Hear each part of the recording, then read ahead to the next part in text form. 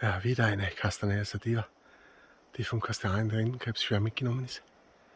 Die ist ja schon da mehrfach abgestorben oder zurückgestorben.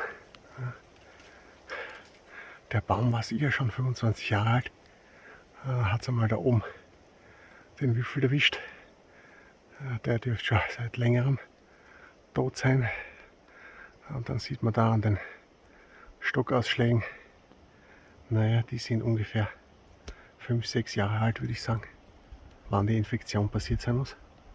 Und dann hat er natürlich gleich da ganz unten einen neuen Stockaustrieb gemacht, weil er schon gesehen hat, dass das nichts bringt.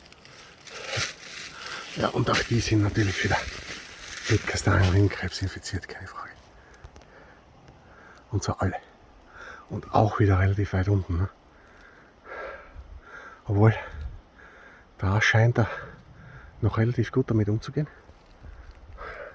Also die Infektionsstellen, die scheinen mir jetzt auch schon älter zu sein. Also vielleicht 1-2 Jahre mindestens. Na? Und bisher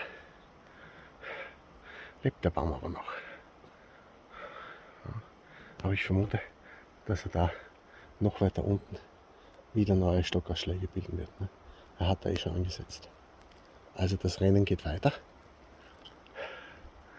Der Baum bildet Stockausschläge und Gryphonectria parasitica bringt die zum Absterben. Wenn der Baum Glück hat, dann erwischt er einen hypovirulenten Pilz, ja, der ihn nicht sofort umbringt, sondern das Sichtum einfach verlängert.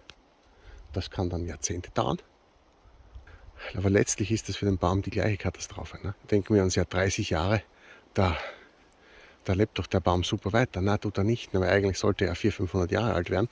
Und wenn er dann nach 30 Jahren zu Tode kommt, dann ist das auch immer noch ein verfrühtes Ende. Ne?